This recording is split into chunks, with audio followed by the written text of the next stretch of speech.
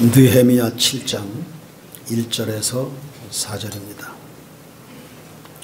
제가 봉독합니다.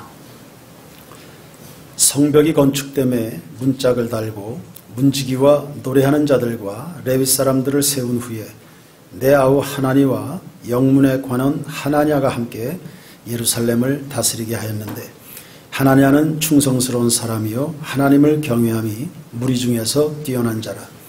내가 그들에게 이르기를 해가 높이 뜨기 전에는 예루살렘 성문을 열지 말고 아직 파수할 때에 곧 문을 닫고 빗장을 지르며 또 예루살렘 주민이 각각 자기가 지키는 곳에서 파수하되 자기 집 맞은편을 지키게 하라 하였노니, 그 성읍은 광대하고 그 주민은 적으며 가옥은 미처 건축하지 못하였음이니라. 아멘.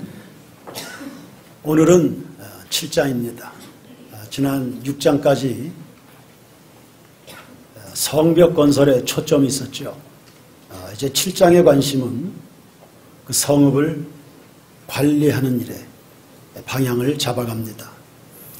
합리적인 전개라고 생각합니다. 제 아무리 성벽을 잘 건축해 놨어도 성읍을 제대로 관리하지 못하면 무용지물 되는 거 아닙니까? 튼튼하게 만리장성을 쌓아놨어도 북방 민족들에 의해서 3번이나 그 땅이, 그 성읍이 함락당하는 겁니다. 돈을 많이 벌어도 관리하지 못하면 휴지조각되지요. 조상들로부터 존귀한 유산을 불려받았어도 그거 귀한 줄 모르고 관리 잘 못하면 그거 다 쓰레기 됩니다. 예수복음, 십자가, 진리, 그거 잘 간수해야 이 세상을 구원할 수 있는 능력이 되는 겁니다. 잘 관리 못하면 하나님이 주신 그 위대한 복음, 예수 이름, 그거 잘 파수하지 못하면 교회 기능 상실합니다. 온 세상이 다 신천지 사이비 이단들의 세상이 되어버리고 말 겁니다. 성벽은 스스로를 혹은 도성을 성벽 스스로가 보호하는 게 아니죠. 누군가는 관리해주고 지켜줘야 됩니다. 어떤 사람이 지켜야 됩니까? 말하자면 누가 파수꾼이 될 것이냐, 그 말입니다. 성벽의 파수꾼은 하나님이 세우신 겁니다. 그래서 이사야 62장 6절에 예루살렘이여 내가 너의 성벽 위에 내 파수꾼을 세웠노라 했습니다. 성벽 건설도 하나님의 은혜로, 그리고 그 성벽과 함께 성읍을 지키는 파수꾼도 하나님이 세우는 겁니다. 어떤 파수꾼입니까? 첫째가 예배자입니다. 1절 말씀을 보시면 성문짝을 달고 나서 문지기, 성전 문지기입니다. 노래하는 사람들, 레위인들을 구별하여 세웠습니다. 한마디로 제장들을 도와서 예배를 도맡아 수종들 수 있는 일꾼들을 세운 것입니다. 느헤미야가 성벽 건설을 마치고 가장 먼저 우선적으로 예배자들부터 움직인 것 의미심장하잖아요. 우리는 예배부터 드립니다. 예배가 우리의 성벽입니다. 할렐루야. 하나님이 진정한 우리의 피난처가 되시고 주님의 능력만이 우리의 보호, 안전지대가 됩니다. 우리는 예배로 삽니다. 우리는 예배 백성입니다 를 온 세상에 천명하는 겁니다. 여러분, 실제로 하나님을 잘 섬기는 것이 여러분이 살아가는 모든 생애 처소를 방어하는 최선의 방책인 것을 깨달아야 됩니다. 여호와께서 집을 세우지 아니하시면 세우는 자의 수고가 헛되고, 여호와께서 성을 파수하시지 않으면 파수꾼의 깨어있음이 헛되도다. 하나님이 진정한 우리의 방패시고 산성입니다. 이스라엘의 역사를 통해서 배워야 됩니다. 이스라엘 민족 가운데 예배가 전성기일 때 국가적으로도 전성기였다. 그러나 예배가 무너져버리고 우상 앞에 질질 끌려다니고 그럴 때 그들의 모든 울타리가 제거된 겁니다. 그들은 아무것도 할 수 없는 포로가 됐습니다. 종살이 했습니다. 진정으로 우리의 마음 중심에 하나님이 살아계셔야 여러분 진정한 자유인으로서의 삶을 평생토록 누리게 될 줄로 믿습니다. 그게 충만이고 풍성입니다. 하나님이 잊어버리고 예배 잊어버린다. 내가 누구인지를 잊어버리면 그때부터 여러분들은 그 무엇인가의 종노릇하게 되어 있습니다. 그래서 근심입니다. 그래서 불안한 겁니다. 그래서 뭔가 괴로운 겁니다. 두려움이 오는 거예요. 여러분의 인생을 날개 달아서 자유롭게 훨훨 날아다니게 하는 것 하나님의 은혜입니다. 그 주님을 알고 주님을 경험하고 주님을 만나고 그분의 은혜를 공급받는 현장이 예배죠. 여러분 속에 계신 그분이 세상에 있는 자보다 크다. 할렐루야. 그래 우리는 하루의 시작을 새벽 예배로 시작합니다. 한 주간의 시작을 주일 예배로 시작합니다. 한 해의 출발을 성국영신 예배로 모여서 1년의 삶을 하나님 앞에 의탁하잖아요. 여러분이 의식하지 못했는지 모르지만 여러분은 하나님 중심의 삶을 살아온 겁니다. 예배 우선주의다. 하나님이 우리의 삶의 성벽이 되신다. 할렐루야. 하나님 없는 인생은 무장해제당한 군인과 같아요. 그러므로 우리 세인교 모든 교우들은 언제든지 하나님 앞에서 그 중심으로 살아가게 되길 축원합니다. 다윗은 왕이 됐어요. 그리고 가장 강력한 라이벌인 블레셋을 정복했죠. 그러면서부터 그가 가장 그렇게 하고 싶었던 일이 있었습니다. 법궤를 이동시키는 겁니다. 사무엘 선지자 때부터 안치되어 있던 그 기럇 여아림, 거기에 있었던 그 법궤를 자기가 살고 있는 다윗 산성으로 옮기고 싶은 겁니다. 가까이에서 하나님을 예배하고 싶은, 하나님 섬기고 싶은 그의 갈망이 그렇게 표현이 된 겁니다. 말년에는 성전을 건축해서 하나님 앞에 드리고 싶은 마음 가득했죠. 하나님 그 마음 받으셔서 솔로몬에게 어마어마한 복을 부어주셨습니다. 그가 이제 임종하게 될 때 아들 솔로몬에게 정권을 이양합니다. 정권만 이양한 게 아닙니다. 대규모의 성전 수종자들을 세운 예배에 임하도록 합니다. 역대상 23장 말씀을 보시면 그 성전 수종자들의 인원이 무려 3만 8천 명, 3만 8천 명입니다. 이때는 아직 성전이 제대로 된 성전이 건축되기도 전입니다. 장막 성전에 불과합니다. 성전에 예배 수종 드는 사람들이 3만 8천 명입니다. 문지기가 4천 명, 전문 찬양대원이 4천 명입니다. 아들에게 권력만 넘겨주는 게 아니라 자기가 죽어 사라져서 이 땅에 없을지라도 아들 솔로몬이 하나님 앞에서의 예배 생활 소홀함이 없도록요. 하나님께서 이스라엘의 진정한 성벽 되신다는 예배 정신을 유산으로 물려주는 거죠. 다시 말하면 영적 방비태세를 철저하게 해놓고 하나님께로 갔다 이 말입니다. 우리가 3장을 공부할 때 다루지 않고 그냥 지나쳤던 부분이 있습니다. 그 느헤미야가 백성들과 마음 들여서 성벽을 건설해 나가는데 출발점이 양문입니다. 양문에서 시작해서 한 바퀴 돌아서 양문에서 마칩니다. 무너졌잖아요. 성벽, 무너진 성벽을 이렇게 전부 연결하지 않습니까? 쭉 연결해 나가는데 양문에서 시작해서 양문에서 마칩니다. 예루살렘 성 안으로 들어가는 출입구는 여러 가지입니다. 메시아가 임할 것으로 예언된 북쪽문에서부터 시작해서요. 또 그 성 안으로 샘물을 끌어들이는 수문도 있습니다. 성 안에서 발생하는 각종 쓰레기를 내보내는 그런 문도 있습니다. 분문, 똥문이란 뜻입니다. 그런 쓰레기 처리하는 문도 있습니다. 그런데 양문도 있어요. 바로 메시아가 임할 것이라고 하는 그 북쪽문 바로 옆에 붙어 있습니다. 양문, 성전에서 제사용으로 사용될 양들이 드나드는 곳입니다. 제사, 하나님을 향한 제사. 세상 죄를 지고 가는 하나님의 어린 양이로다. 진정한 예배의 완성을 이루신 그리스도의 예표죠. 그 어린 양들이다. 그 양들이 드나드는 문이 있습니다. 거기서부터 손을 대기 시작합니다. 느헤미야가 성경에 우리는 일일이 그런 것들이 설명되어 있지 않지만 하나님 중심으로 움직였다는 것을 알 수 있습니다. 예배 제일주의다. 예배 잃어버리면 안 된다. 사랑하는 성도 여러분, 여러분의 심령 속에 예배적 영성을 잘 파수하시기를 축원합니다. 무릇 지킬 만한 것보다 마음을 지켜라. 하나님을 향한 마음의 중심, 예배적 정신을 지켜라. 다음 주일부터, 주일 저녁부터입니다. 3주간 연속 부흥회, 세인교회 성도들 모두의 가운데, 심령 가운데 예배의 성장이 일어나는, 예배 부흥이 일어나는 그런 진정한 부흥회가 되길 주의 이름으로 축원합니다.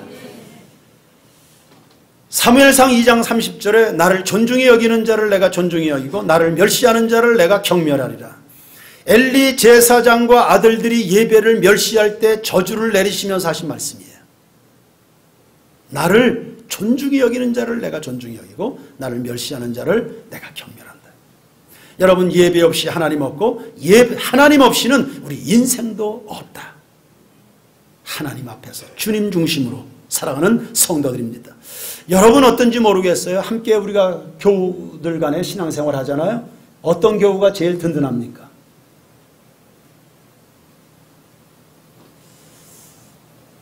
우리가 함께 수백 명이 어울려져서 신앙생활 합니다. 어떤 성도들이, 교우들이, 신앙의 친구들이 제일 든든합니까? 어떤 성도들이요? 저는요, 비가 오나 눈이 오나 매 새벽마다 성전을 찾는 그 성도들이 제일 든든합니다. 그들의 예배가 우리 세인교회의 성벽이 될 것을 제가 알기 때문이죠. 무슨 일이 있어도 하나님 앞에서 새벽으로 살아가는 성도들이에요. 그들의 기도, 그들의 중심을 흠양하셔서 하나님이 우리 교회 공동체, 성도들의 전체 삶을 다 보호하실 것을 믿기 때문에요. 전 그 성도들이 너무 든든하더라고요. 예수 안 믿는 남편들도 새벽이 되면 부인을 깨웁니다. 그리고 발로 밀어냅니다. 새벽 나가라고. 그런 가정 이야기 제가 최근에 2가정에서 들었습니다. 자기 남편 예수 안 믿어. 교회 안 나가. 부인은 새벽에 깨워. 새벽 예배 안 나가면 타박하는 겁니다.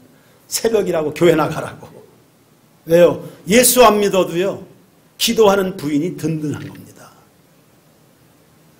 온 세상이 여러분 예수 믿는다고 비난하고요, 손가락질 할 수도 있습니다.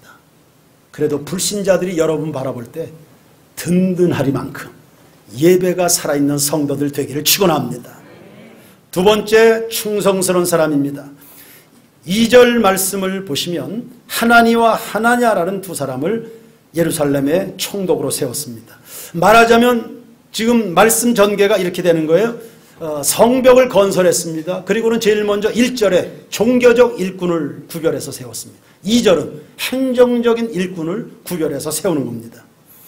느헤미야가 예루살렘에 온 이유는 성벽 건설이죠. 이제 완공이 됐으니까 더 이상 머물 명분이 없습니다. 적당한 사람을 찾아서 위임하고 본인은 페르시아로, 황제 곁으로 다시 돌아가기 위한 준비를 하는 겁니다. 성도 여러분, 머물 때와 떠날 때를 알고 있었다. 느헤미야는 일할 때와 내려놔야 될 때를 알고 있는 겁니다. 예수님도 사역하실 때와 십자가에 죽기까지 하나님 앞에 충성하실 때와 그리고 아버지께로 돌아가야 될 그 타이밍을 알고 계시잖아요. 세례 요한도 온 백성들에게 추앙받을 만큼 당신이 메시아냐라는 그런 오해를 받을 만큼 빛나도록 사역을 했지만 그리스도의 등장과 함께 사라져야 되는 순간을 알고 있잖아요. 지혜로운 사람입니다. 하나니아와 하나냐, 학자에 따라서는 동일 인물로 보는 경우도 있습니다. 그러니까 네아우 하나니, 곧 영문에 관한 하나냐는 이렇게 읽을 수 있겠죠. 한 사람이면. 그런데 오늘 본문에 우리 성경에 나타나 있는 것처럼 두 사람일 것 같으면 공동대표 체제가 됐을 겁니다. 하나니는 느헤미야의 아우였고요. 하나냐는 페르시아의 관료 출신입니다. 뭐 한 사람이든 두 사람이든 10사람이든 중요한 건 그의 됨됨일 겁니다. 2절에 보니까 충성스러웠다 했습니다.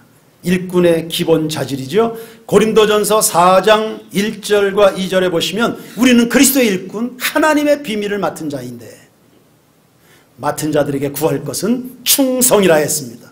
충성이라고 하는 말은 진실하다는 뜻입니다. 같은 단어입니다. 충성, 진실 같은 단어입니다. 여러분 똑똑한 것보다는 진실성을 구하는 성도들이 되길 축원합니다. 여러분의 자녀들을 축복할 때도 아주 유능하고 똑똑한 아이들이 되는 것, 그 이전에 이 아이들이 하나님 앞에 진실케 하옵소서. 왜요? 진실함이 더 유능한 겁니다. 하나님은 진실한 자 편에 계시기 때문이죠. 시편 51편 6절 말씀에 보소서 주께서는 중심의 진실함을 원하시오니 내게 지혜를 은밀히 가르치시리다. 하나님이 지혜를 가르쳐 주시는 사람이 있어요. 중심의 진실한 사람입니다. 하나님께 지혜로 가르침을 받는 그 사람 실패할까요? 아니에요.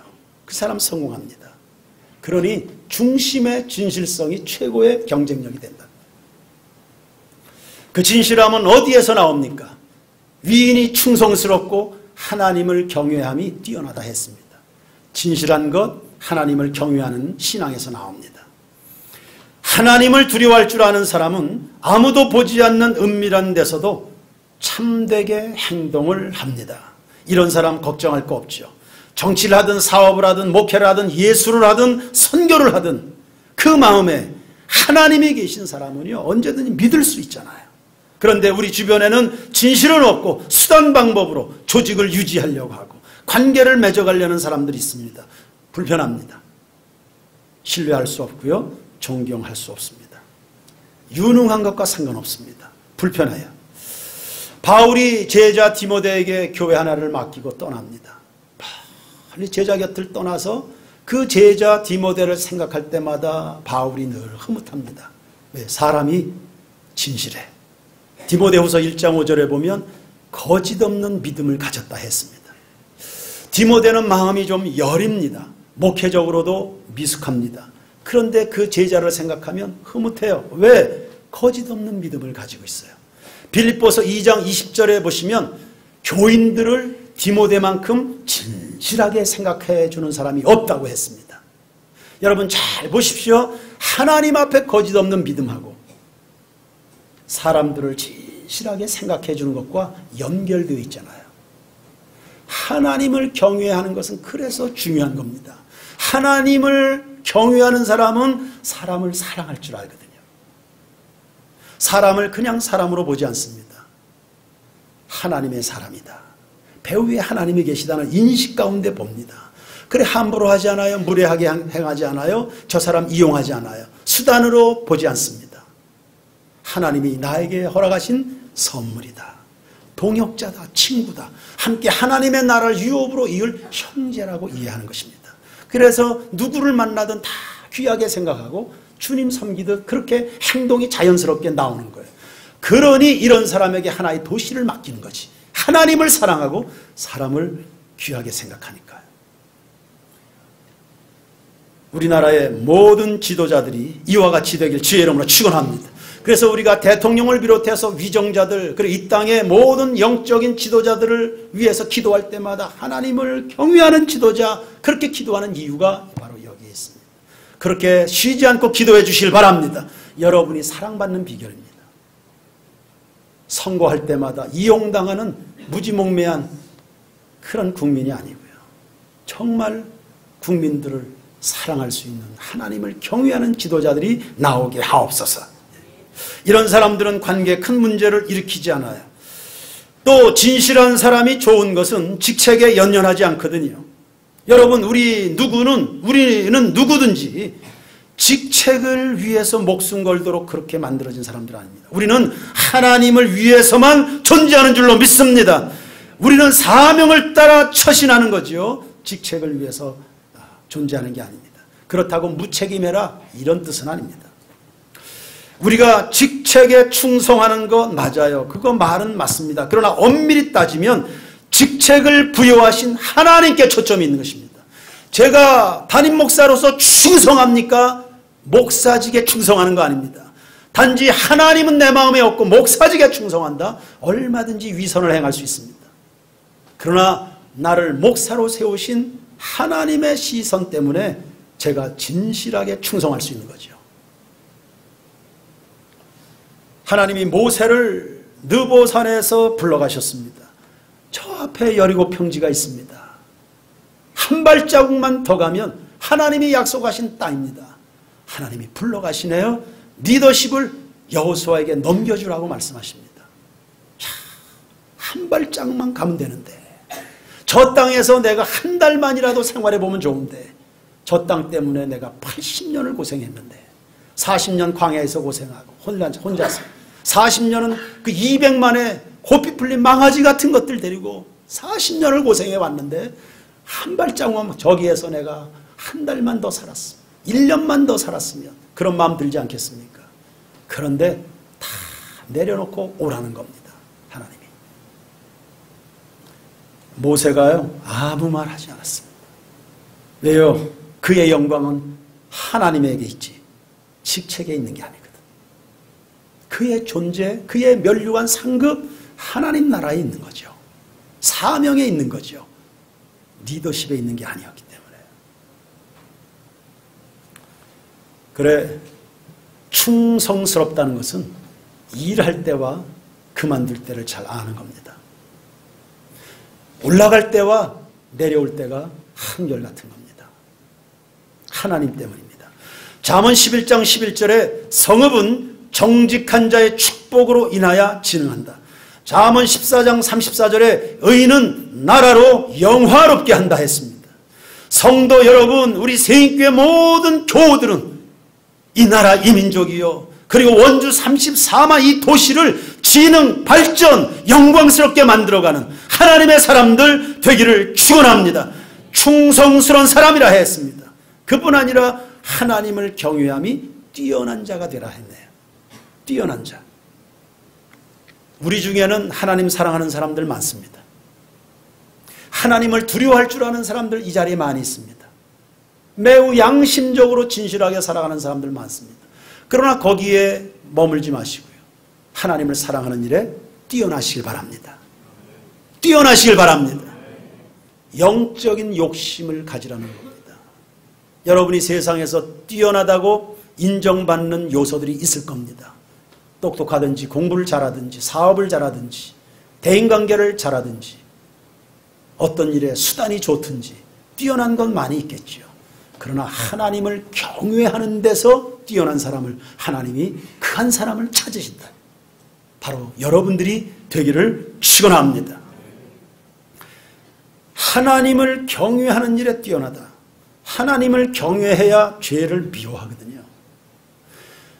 죄를 밀어내는 그 사람의 심령이 깨끗할 거 아닙니까?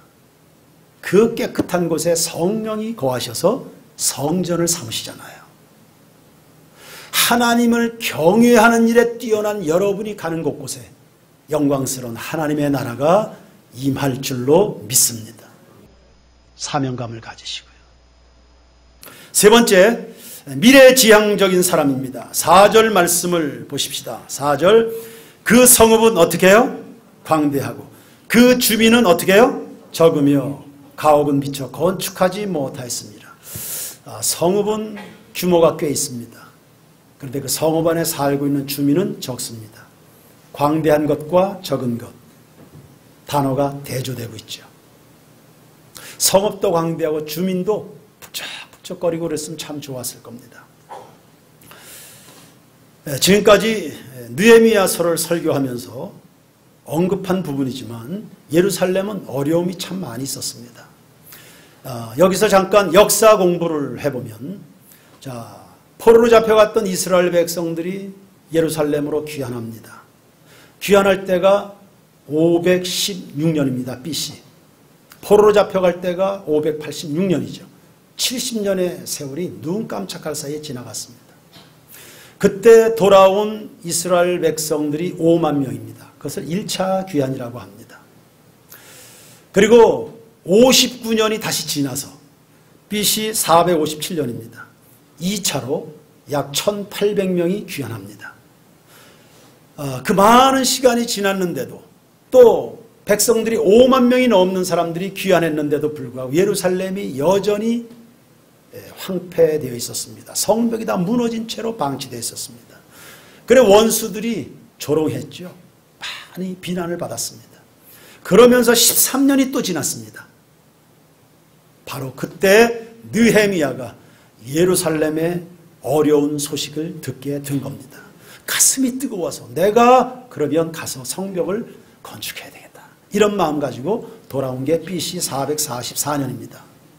자 보세요. 포로로 잡혀간 기간 70년, 1차 귀환 후에 59년이 지나고 3차 귀환까지 또 13년이 지납니다. 이 시간을 전부 더하면 142년입니다. 142년 동안 그 명예로운 예루살렘 도시의 성벽이 불탄 채로 무너진 채로 방치되어 있었던 겁니다. 그래서 느헤미야가 돌아와 보니까 듣던 소문대로 예루살렘은 정말 비참했습니다. 먹을 것이 없었죠. 그리고 그나마 있었던 밭과 포도원 주택들은 귀족들이 다 전당 잡아갔습니다. 높은 이자와 세금 때문에 백성들이 살아가는 게 너무 버거웠습니다. 자식들은 종으로 팔려가고요. 그래 예루살렘에서 생존한다는 것 자체가 정말 피말리는, 어쩌면 막 몸부림친 듯한 생존 자체가 너무나 버거운 그런 상황이 되죠.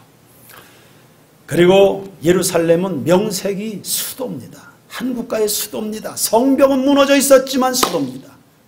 수도는 생활비가 많이 들잖아요. 주거 비용이 당장 많이 들지 않습니까? 근본에 터키 이스탄불을 방문했을 때 그 조그만 그 배를 모으는 선장을 만났습니다.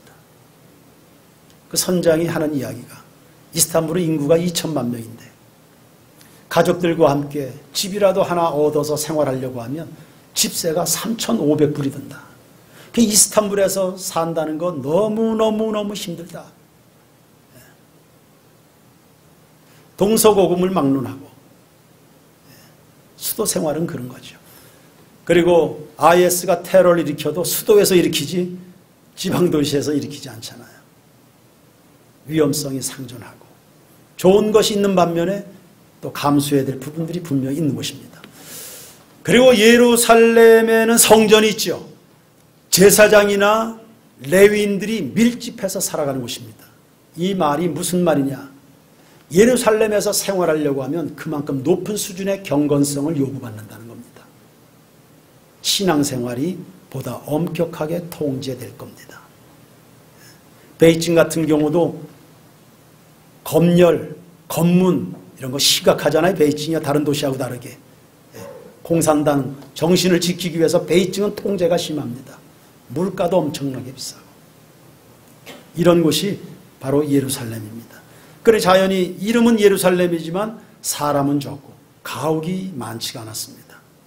그런데도 느헤미야는 성벽을 규모 있게 건축한 거죠. 지금은 부족하지만 장차는 사람들로 가득 차게 되리라는 믿음, 소망, 비전이었습니다. 아니 성도 여러분, 예루살렘엔 영혼들이 가득 차야 되겠지요. 예루살렘이잖아요. 예루살렘 아닙니까? 전 세계 하나뿐인 성전이 바로 그 예루살렘에 있습니다. 하나님과 죄인들을 만나는 유일한 장소가 바로 예루살렘입니다. 하나님의 임재가 있는 도시죠. 이런 도시는 번성해야지. 당연히 번성해야죠. 예배자로 북적거리는 그런 도시가 돼야 마땅한 거죠. 원주의 영혼들을 위해서 여러분들이 눈물로 가슴을 열고 기도합니까? 그렇다면 세인교회 예배당은요, 예배하는 자들로 가득 차야지. 가득 차야죠. 당연히 가득 차야 되지. 그러니 당장은 힘들고 어렵지만 이곳에 영혼들이 일어나게 될 것을 비전 속에 믿음을 가지고 소망을 가지고 성곽을 규모 있게 지어놓은 겁니다. 그러나 사실은 그것은 느헤미야의 소망이기 이전에 하나님의 마음이잖아요. 스가랴 선지자를 통해서 이미 그 마음이 전달이 된 겁니다. 예루살렘의 본성에 대한 비전이 스가랴 선지자에게 나타나 있습니다. 그래서 찾아놓은 겁니다. 보세요. 스가랴 8장을 보시기 바랍니다.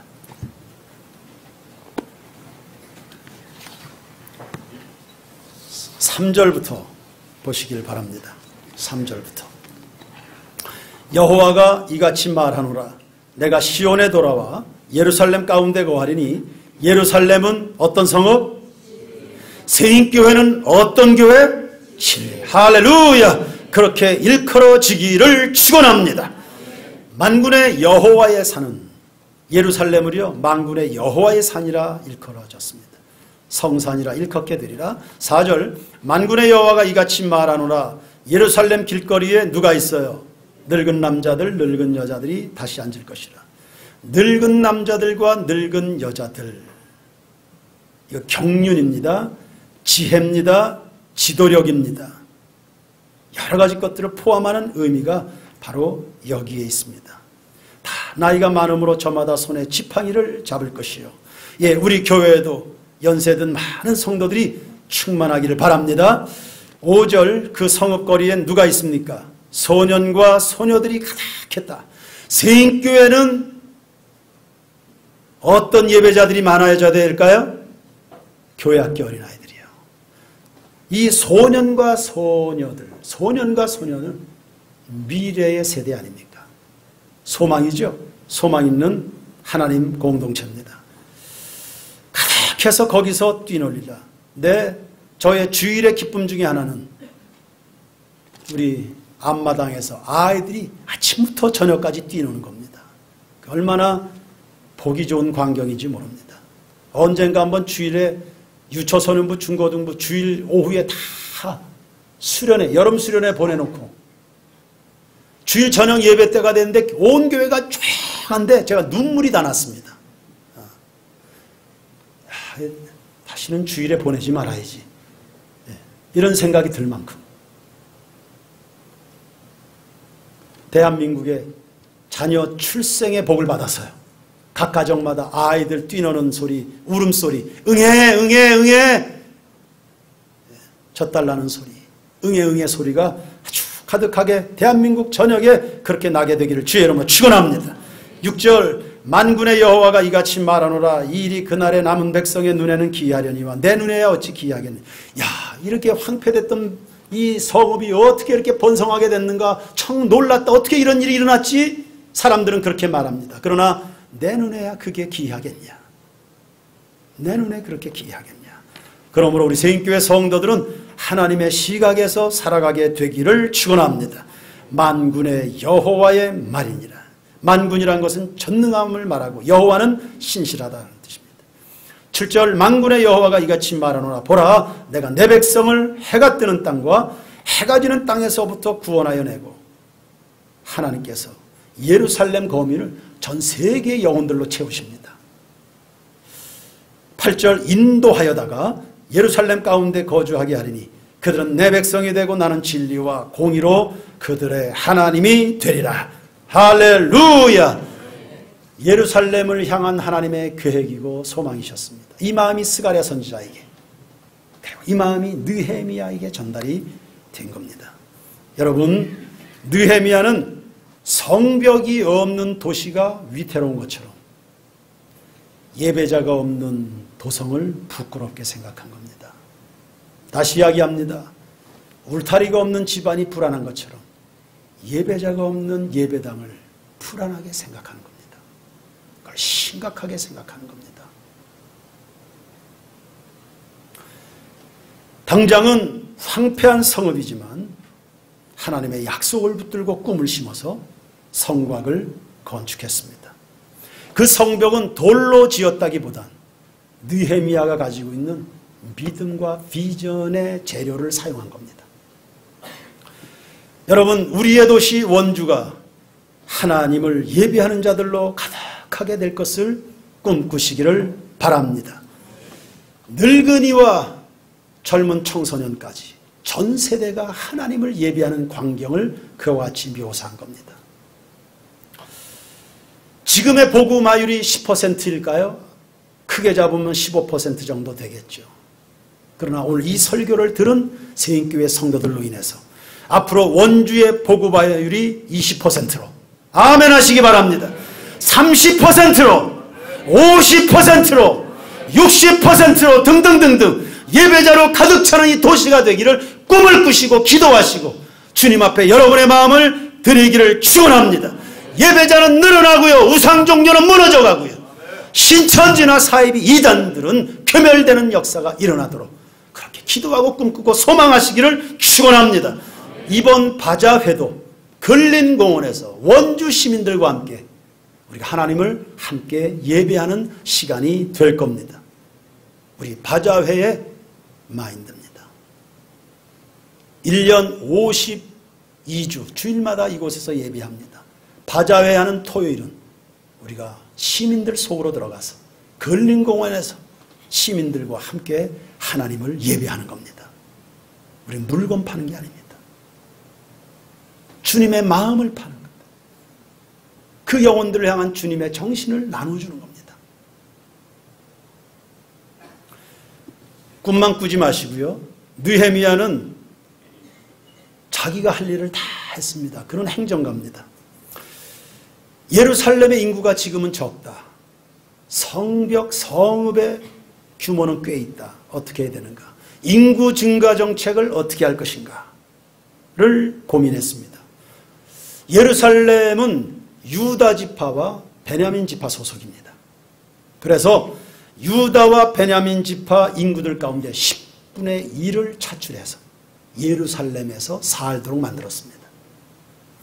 인구 정책에도 11조 정신 혹은 11조 원리를 적용한 겁니다. 예루살렘은 하나님의 도시죠. 10분의 1, 11조도 하나님의 것입니다. 느헤미야는 매사가 성경적이고 하나님 중심입니다. 하나님을 예배할 때도 하나님 중심, 인구 정책도 하나님의 정신, 하나님 중심으로 움직여갑니다. 여러분, 모든 형태의 하나님의 집은 채워져야 됩니다. 강건하여 내 집을 채우라 했습니다. 먼저는 여러분의 가정이 구원받은 생명들로 채워지기를 축원합니다. 우리 세인교회 예배당의 빈자리가 예배자로 다 채워지기를 축원합니다. 이 땅의 모든 교회들이 빈 구석이 없도록 주일마다 예배 시간마다 북적이도록 영혼들로 채워지는 그런 교회들이 되기를 늘 두 손 들어 축복하시기를 바랍니다. 예배당에 영혼들이 채워지는 그 장면이 얼마나 감격스러운 것인지를 압니까?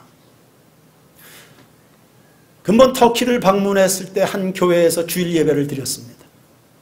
우리가 아는 것처럼 터키는 뭐 100%라고 해도 틀리지 않을 겁니다. 통계적으로는 98%가 무슬림이죠. 인구 8천만 명 가운데 5천 명 정도가 공식적으로 드러난 겁니다. 5천 명이 예수를 믿는 것으로 알려져 있습니다. 한 사람이 예수 믿고 예배자로 선다는 거 정말 기적 중에 기적 같은 일이 되겠죠. 그런데 이 터키의 선교사님들이 참 열심히 목회를 했습니다. 한국에서 한 10년 가까이 전도사로 사역했던 그 경험이 많이 도움이 됐던 것 같아요. 이 선교사님들이 열심히 사역해서 무려 6, 7명의 영혼이 모여서 주일에 예배를 드리는 선교사님은 무지 자부심을 가지고 있었습니다. 목사님 터키에서 6명은요 한국에서요 6,000명이에요. 혹은 6만 명이 모인 것과 똑같아요. 무지 자부심을 가지고 저희들이 그 앞서 금요일에 이라크 난민 가정을 방문했습니다. 함께 찬양을 드리고 가족들 한 사람 한 사람 다 축복 기도해주고 그렇게 하면서 말미에 주일에 예배 참석할 것을 권면했죠. 그리고 드디어 이틀이 지난 주일에 그 식구가 6명인데요. 6명 전부가 주일 예배에 참석한 거예요. 100% 번성이잖아요. 6명, 7명 이렇게 모이는 주일 예배 6가족이 다 모였으니까 100%죠. 한춘옥 집사님이 그 예배에서 감동을 받았던 모양이고 아마 인상이 깊었던 모양이에요. 그래서 우리가 하루 이틀쯤 지나서 나눔 시간을 하는데 이렇게 이야기를 했습니다. 아마 이번에 우리가 이번 이 선교지를 방문하는 것은 그 주일에 그 한 번의 예배 때문인 것 같아. 그 한 번의 그 주일의 그 예배 때문에 다 요르단 거쳐서 터키 들어가서 주일 예배 드리는데 이 한 번의 예배 때문에 우리가 이번에 여기에 온 것 같다. 이렇게 정리를 했습니다. 정말 그것이 전부는 아니었겠습니다만 아마 집사님의 마음에 그게 크게 인상적으로 남았던 것 같아요. 그날의 예배가. 하나님은 모든 열방과 세계 가운데 영혼들이 일어나 하나님을 예배하기를 원하시지요. 너희는 가서 모든 족속으로 제자를 삼아 아버지와 아들과 성령의 이름으로 세례를 주고. 1월 달에 세례식이 있는데 꼭 다시 오셔서 세례 아이들, 그 청년들 세례 주시라고 부탁을 하더군요. 모든 족속으로 가서 제자를 삼아서 세례를 주고 내가 너에게 분부한 모든 것을 가르쳐 지키게 하라. 볼지어다 세상 끝날까지 내가 너희와 항상 함께 있으리라. 결론입니다. 하나님 이 시대 파수꾼을 찾으시네요. 여러분이 바로 그 파수꾼 그 한 사람 되기를 축원합니다. 여러분 자신이 견고한 예배자로 서는 것입니다. 진실성 있는 예배자입니다. 하나님 나라 부흥을 꿈꾸는, 오늘의 연약함을 보지만 이 연약함에서 위대한 부흥을 꿈꾸는 비전의 예배자들입니다. 그리고 꿈만 꾸는 사람들이 아니라 그 꿈을 위해서 나는 실제적으로 무슨 실천을 해야 될지를 고민하는 예배자들입니다. 여러분들을 통해서 이 나라 이 민족이 원주도성에 놀라운 부흥이 일어나게 될 것을 믿습니다. 할렐루야! 찬양 드리겠습니다. 말씀 앞에서.